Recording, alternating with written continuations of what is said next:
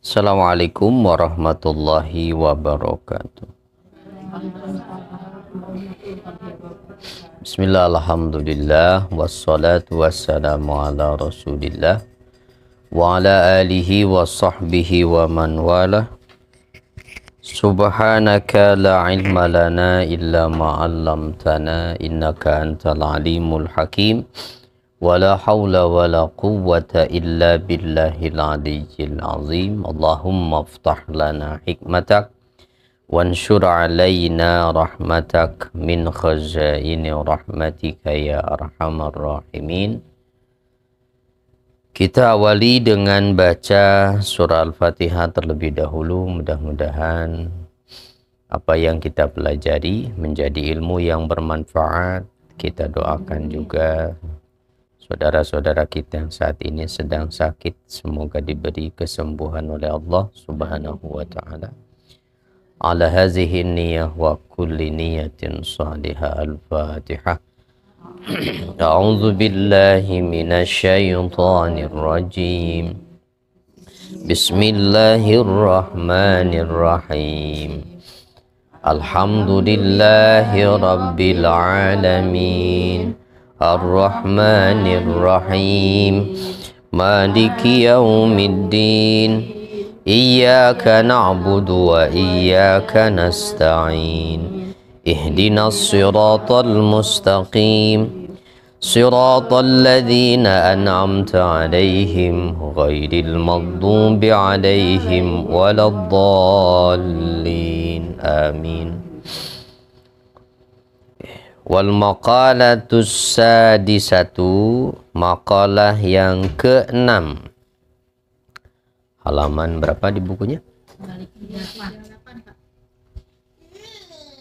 Apa saya?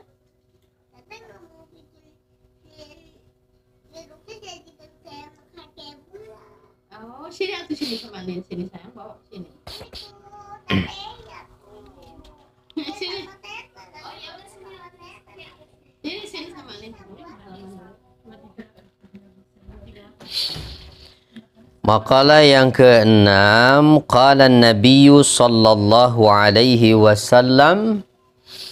Nabi sallallahu alaihi wasallam bersabda, ad-dunya daruman la daralah. Dunia itu adalah tempat tinggal orang yang tidak memiliki tempat tinggal. Apa maksudnya? Hah?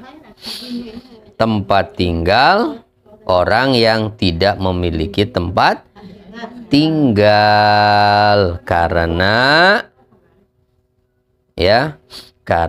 semuanya akan lenyap di dunia mah. Gitu maksudnya. Ya. Jadi dunia ini adalah tempat tinggal orang yang tidak memiliki tempat tinggal. Walaupun kita punya sertifikatnya kan tetap ditinggalin. Ya. Ya hakikatnya mah kita nggak punya apa-apa di dunia ini. Karena semuanya akan hilang, semuanya akan kita tinggalkan, begitu? Iya. Itu walaupun kita sehari ini mengaku punya rumah, punya kendaraan, begitu, punya harta yang banyak, tapi semua itu akan hilang, akan lenyap, akan ditinggalkan. Itu makanya kalau dunia ini adalah tempat kita menetap, tempat kita tinggal, berarti tempat tinggal orang yang tidak memiliki tempat tinggal. Kenapa? Karena tempat tinggal kita bukan di sini. Di mana? Di akhirat. Ya, tergantung surga atau nerakanya mah ya. Nah iya. Apakah tempat tinggalnya nanti itu akan di surga atau di neraka? Nah, yang menentukan adalah apa yang kita lakukan saat ini di dunia. Begitu. Jadi dunia adalah tempat tinggal. Maka artinya begini. Ya, kalau begitu adanya, maka jangan terlalu mencintai dunia ini. Begitu ya. Jadi jangan terlalu mencintai tempat tinggal, rumah itu, karena sehebat apapun rumah, kita juga nggak akan dikubur di situ, ya, akan ditinggalkan semuanya. Itu akan ditinggalkan semuanya. Ya, sekedarnya saja kita punya rumah itu adalah memang butuh untuk tempat di mana kita bisa berteduh, tidak kepanasan, tidak kehujanan, ada tempat untuk berkumpul keluarga, gitu ya, itu kebutuhan. Itu tapi kalau sudah judulnya koleksi rumah, nah kan lain jadi ceritanya ya. Ya nggak apa-apa kalau dimanfaatkan untuk yang yang baik-baik mah, itu beli rumah dimanfaatkan untuk yang lain, itu dikontrakan dengan kontrakan yang murah buat mereka yang nggak punya rumah, bagus begitu ya, diwakafkan untuk kemaslahatan. Iya, kenapa? Ya karena cuma dengan begitu semuanya akan kita dapatkan hasilnya di akhirat nanti, gitu. Makanya termasuk orang yang tertipu, katanya, kata Imam Ghazali adalah orang yang merasa senang dengan bertambahnya harta, padahal umurnya berkurang, ya. Aduh, apalagi si ini ya.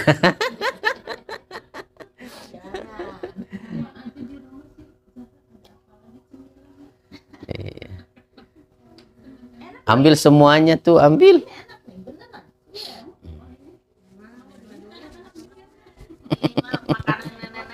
Iya.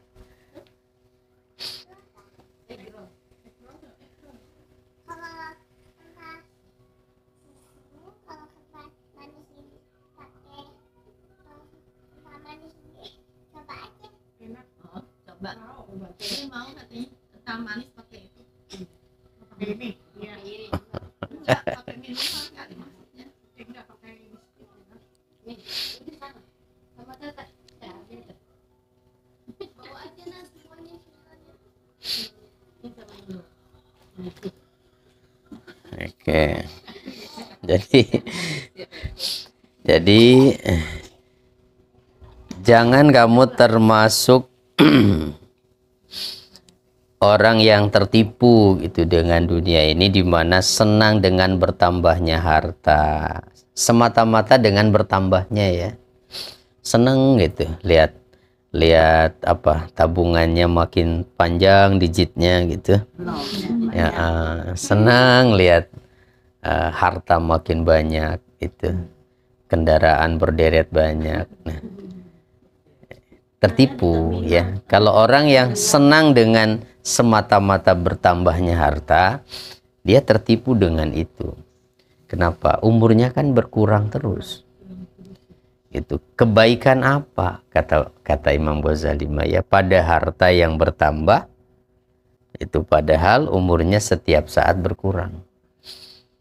Nah, seharusnya kalau mau merasa senang bahagia dengan harta adalah pada saat harta itu dimanfaatkan dengan baik untuk hal-hal yang diridhoi Allah. Itu kita punya rezeki, lalu kita bagi untuk menyenangkan hati orang. Kita merasa bahagia melihat senyuman orang yang kelaparan. Nah, itu pantas kita merasa bahagia dengan itu.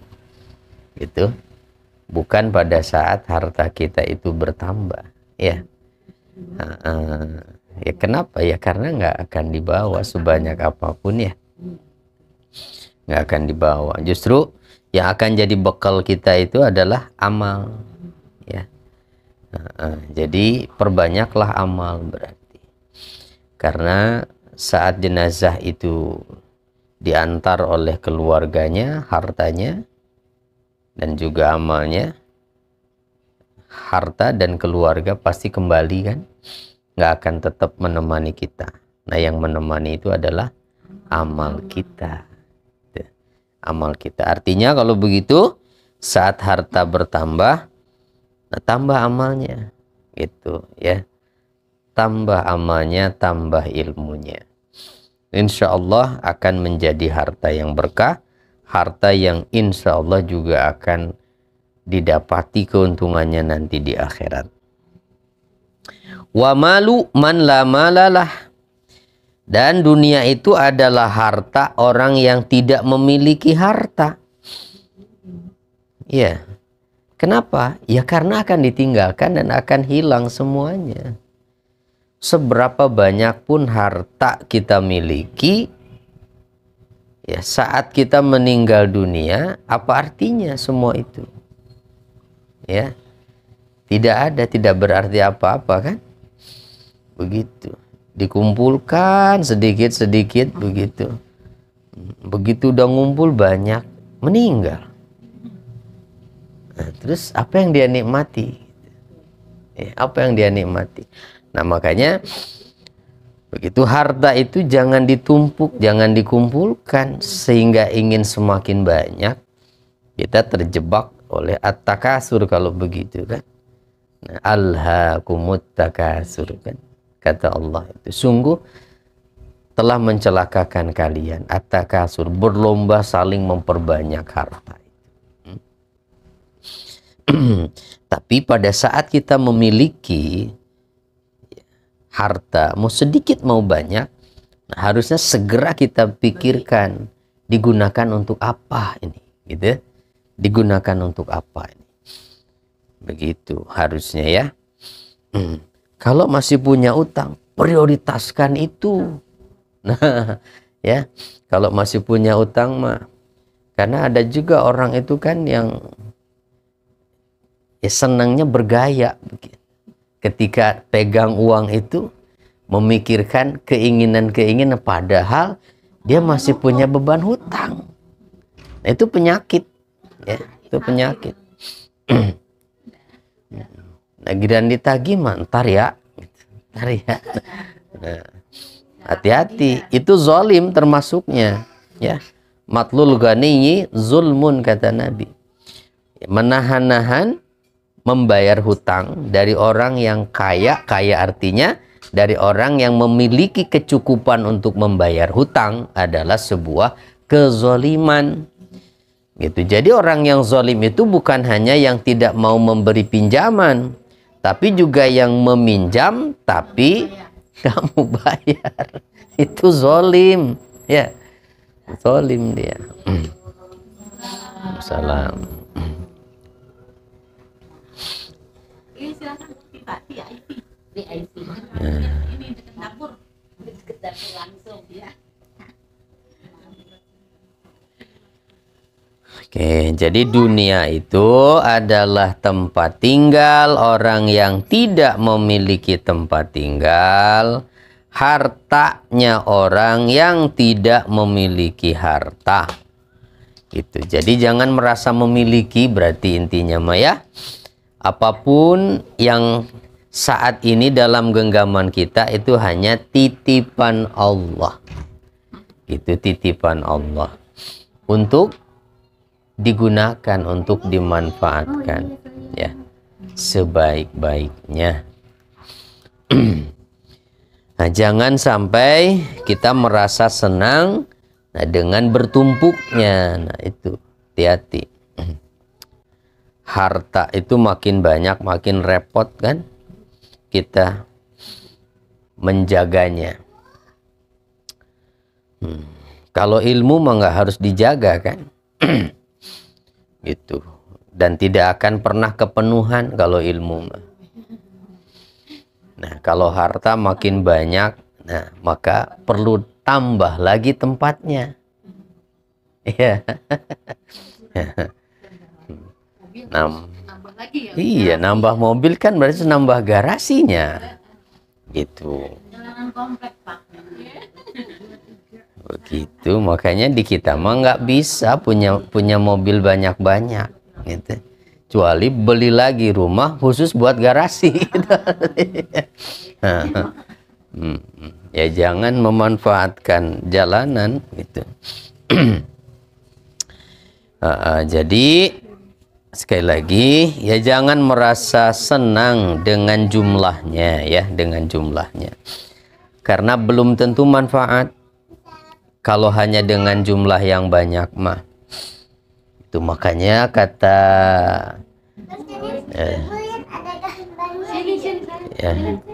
Syekh Abdullah bin Alawi Al-Haddad ya. Nah, beliau mengatakan dalam Al-Hikam itu ajaban liman talabad dunya wa huwa itu fi tahsiliha ala wahmin. Nggak ada di situ. Sungguh mengherankan, kata beliau, orang yang mencari dunia padahal ia belum tentu mendapatkannya.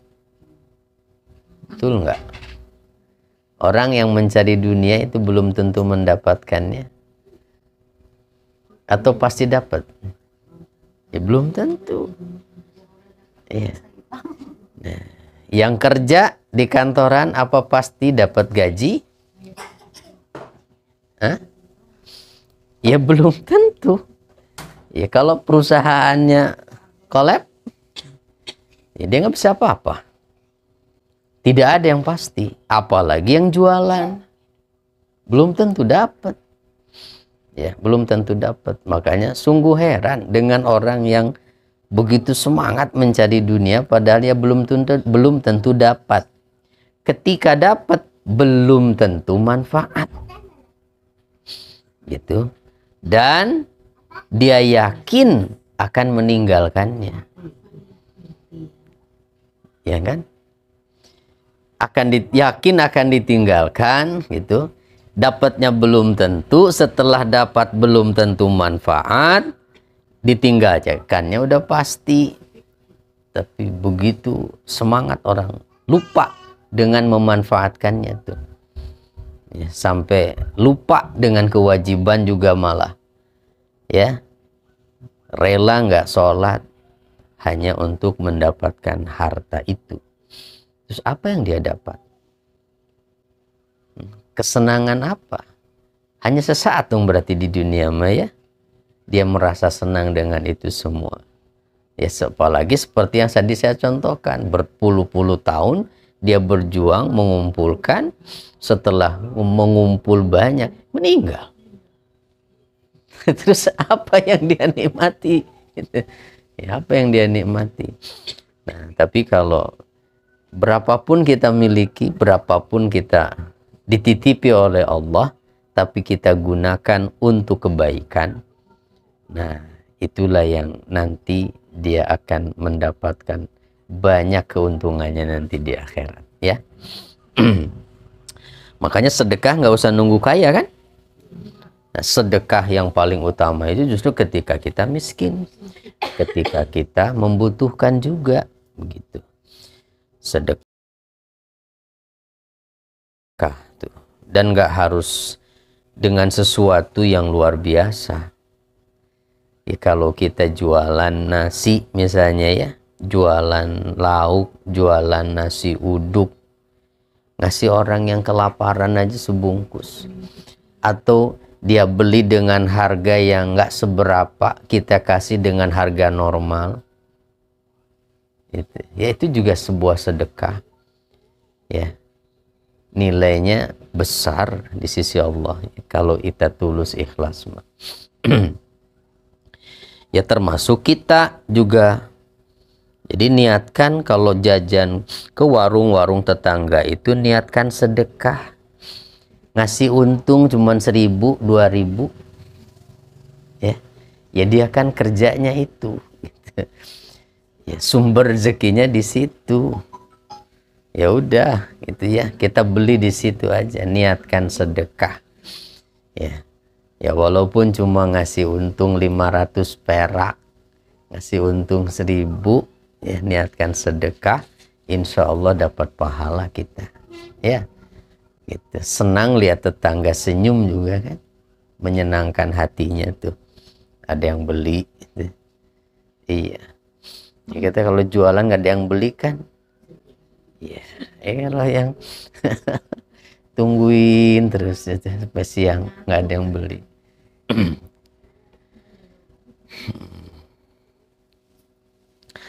Itu makanya kalau ketemu dengan orang-orang yang seperti itu ya, beli aja walaupun kita nggak butuh juga ya. Kasihan gitu kadang-kadang ya. Ada malah orang yang usia juga udah sepuh itu, cuman jualan jajanan, yang tahu ada yang beli apa enggak juga itu ya. Apalagi jualannya yang jarang lakunya itu ya. Jualan ulekan itu udah berat dibawa-bawa kemana-mana ya, sehari juga belum tentu laku itu satu pun ya. Jadi kalau pas ketemu kasih aja tuh orang-orang begitu ya. Kenapa? Karena dia menunjukkan punya jiwa pejuang begitu. Dia nggak mau minta-minta ya. Ingin berjuang untuk menafkahi keluarganya. Itu yang harusnya kita tolong ya. Lanjut lagi, walaha yajma'u man la aqlalah. Dan mengumpulkan dunia orang yang tidak memiliki akal atau yang sempurna, artinya yang orang yang senang mengumpulkan harta, mengumpulkan dunia itu sebetulnya iya nggak? Coba lihat orang gila, nemu apa aja dikumpulin sama dia ya. Waduh, itu apa aja dipasangin di badannya tuh. Astagfirullahaladzim, ternyata bener. Ya artinya yang hanya senang mengumpulkan saja tanpa memanfaatkan, apalagi tidak peduli kepada orang lain. Nah kan sekarang kan kesenjangan makin kelihatan tuh ya. Itu yang pejabat mas tambah rakus begitu mencari keuntungannya, lah yang rakyatnya makin susah. Insyaallah.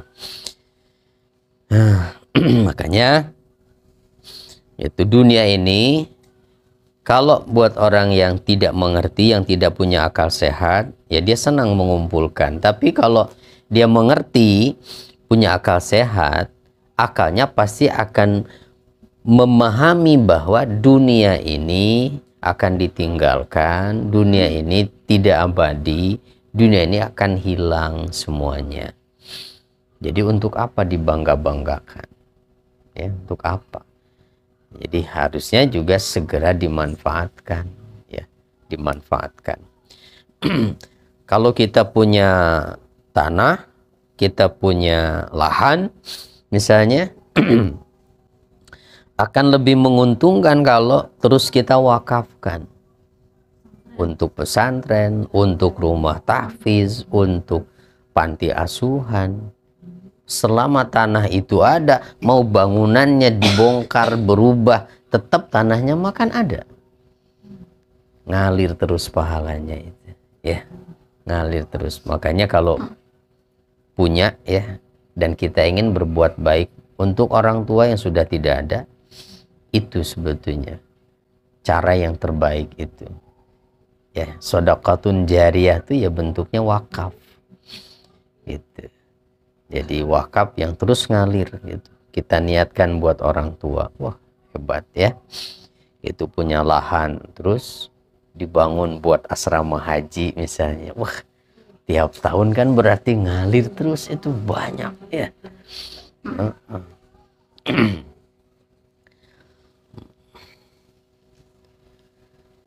Jadi bagus lah. Memang berarti harus kaya tapi untuk itu kan. Kalau nggak kaya nggak bisa beli rumah, baru beli tanah ya. Iya, beli tanah buat pot aja.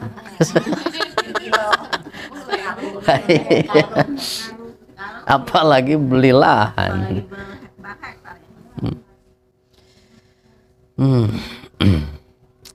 Terus wa yastagilu bi syahawatiha man la fahmalah, dan menyibukkan diri dengan segala syahwat, segala keinginan dunia ini siapa? Orang yang tidak punya pemahaman, yang tidak paham, yang tidak mengerti tentang dunia ini. Ya sibuk dengan segala keinginan dunianya ya. Wah, gitu, sampai saling bersaing satu dengan lainnya. Itu saling bersaing satu dengan lainnya. Temennya beli mobil, wah dia segera nyusul beli lagi temennya, dia juga pengen beli lagi, terus saja begitu, capek ya, sibuk hanya memikirkan keinginan dunia. Kalau orang yang nggak paham ya begitu, karena keinginan mah nggak akan ada selesainya ya. Makanya Nabi menggambarkan ketika membuat sebuah ilustrasi. Nabi membuat kotak persegi panjang begitu ya, lalu di tengah-tengah kotak itu membuat garis yang nembus ke sisi kotak berikutnya. Jadi persegi panjang begitu, nah terus di tengahnya itu dibuat garis yang menembus sisi kotak lagi. Nah kotak ini adalah ajal. Garis panjang yang menembus sisi kotak itu adalah angan-angan manusia, cita-cita, keinginannya begitu. Artinya apa? Manusia itu kadang dalam hidupnya memiliki angan-angan, keinginan yang panjang sekali, kadang melampaui batas umurnya. Tapi sepanjang apapun angan-angannya pasti akan dipenggal oleh kotak amal itu. Ya. Nah makanya kalau hanya memperturutkan keinginan itu nggak akan pernah bisa terpenuhi keinginan ya. Kenapa? Karena makin tambah harta kita, keinginan juga nambah pastinya. Itu orang yang punya 100.000 dengan orang yang punya 1 juta kan keinginannya beda. Ya. Kalau punya 100.000 ya jajan di depan aja di pinggir jalan. Ya kalau 1 juta makan cari mall pastinya. Itu ya beda itu. Makanya tidak akan pernah terpuaskan kalau mengikuti keinginan. Wa 'alaiha yahzanu man la ilmalah. Dan apa tuh? Bersedih karena dunia orang yang tidak memiliki pengetahuan gitu. Orang bodoh berarti. Orang yang tidak berilmu akan bersedih ketika atau karena dunia ya. Sedih karena kehilangan, sedih karena tidak mendapatkan. Itu padahal kalau orang yang paham, yang punya ilmu, dia mengerti bahwa kehidupan ini ada yang mengatur, termasuk rezeki juga ada yang mengatur gitu. Kenapa harus sedih dengan sesuatu yang tidak kita dapatkan? Kalau memang belum rezeki kita, mau habis-habisan kita mengerahkan kemampuan juga nggak akan pernah kita bisa dapat itu. Gitu. Karena bukan rezeki kita. Ya. Dan kalau memang rezeki kita, nggak kita cari-cari juga kadang datang sendiri. Itu ya. Nah, jadi terus ngapain dong kita usaha? Ya usaha niatkan ibadah aja karena Allah merintahkan itu. Itu niatkan ibadah, itu kita mencari penghidupan, punya tanggung jawab, ada keluarga yang harus dinafkahi, niatkan ibadah, dapatnya serahkan pada Allah saja begitu. Ya. Dapat ya disyukuri, yang tidak kita dapatkan ya sudah. Untuk apa dirisaukan ya? Gitu. Dan nggak perlu resah kalau orang yang punya ilmu memikirkan besok. Besok gimana ya? Besok gimana nih? Begitu. Nanti ini belum bayar, ini belum bayar. Gitu. Kenapa?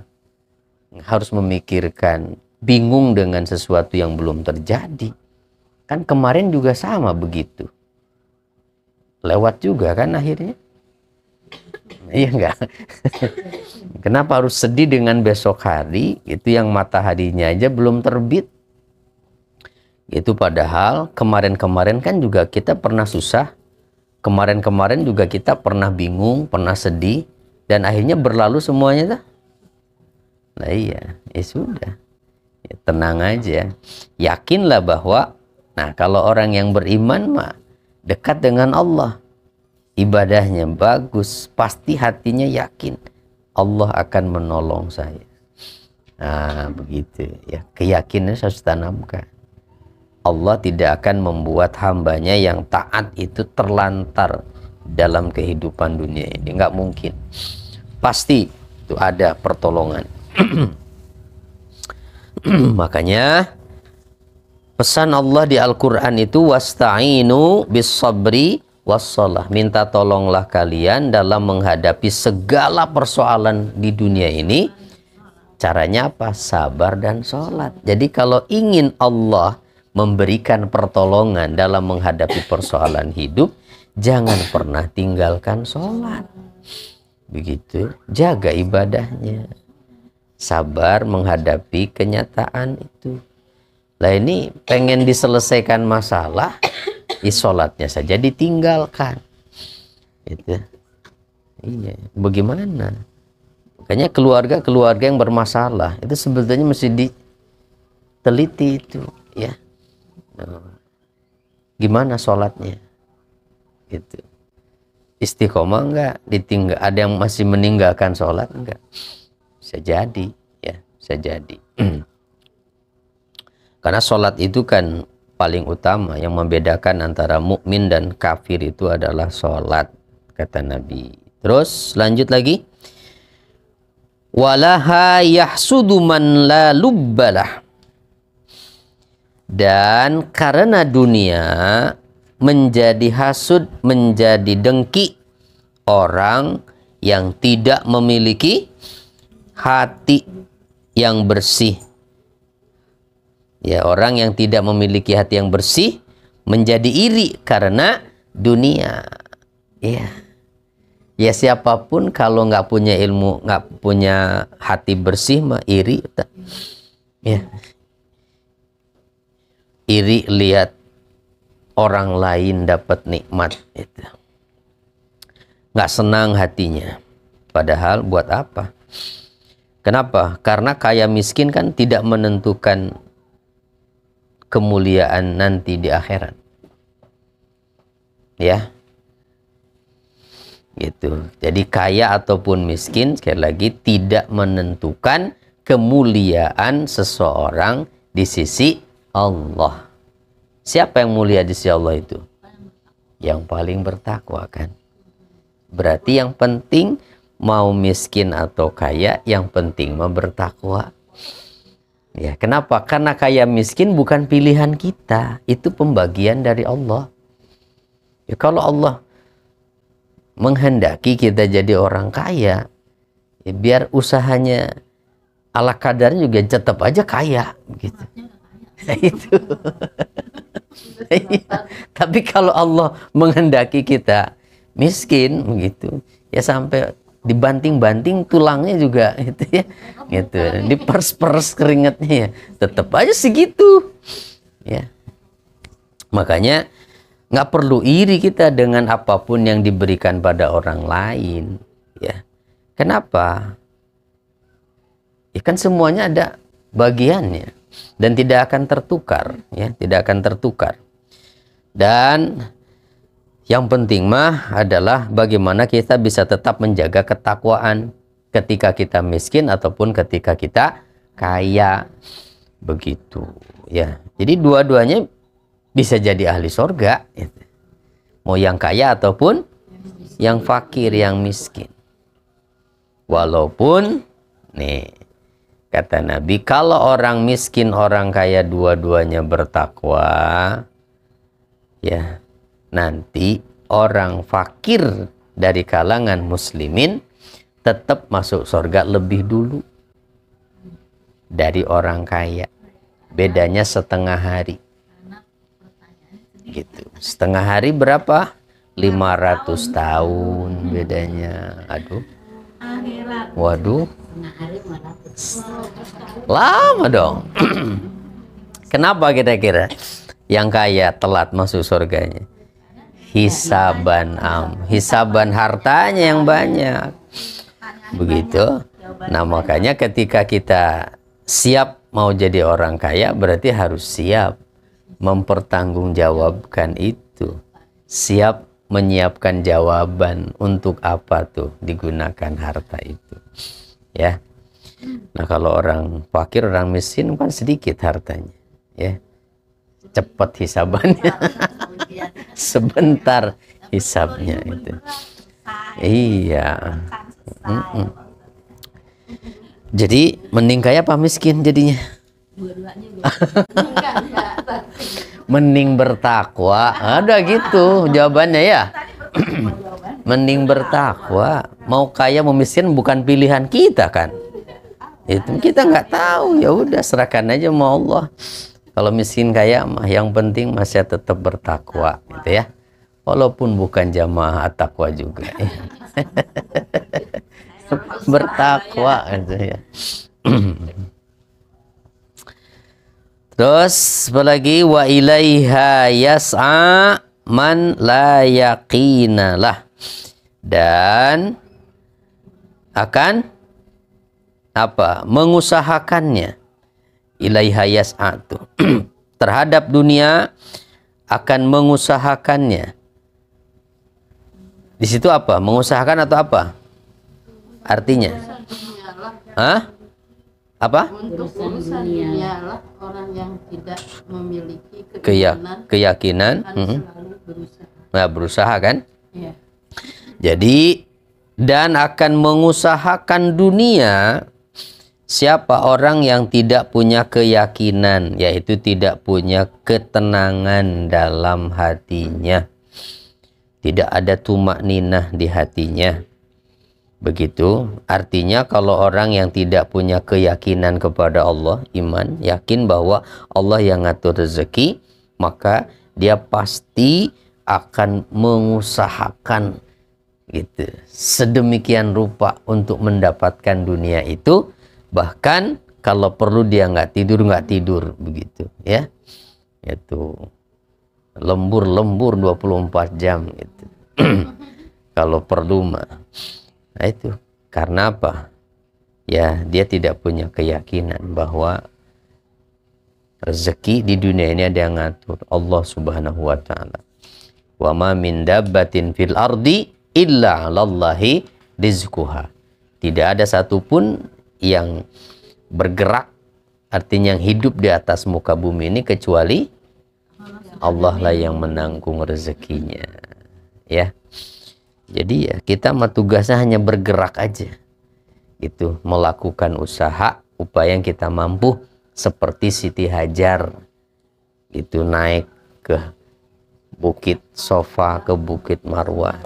Kan nggak tahu di mana ada air, di mana ada orang yang bisa dimintai tolong. Kan ujug-ujug airnya mah di kakinya Ismail, bukan di Sofa, bukan di Marwah. Dah, yang penting mah bergerak aja gitu. Iya.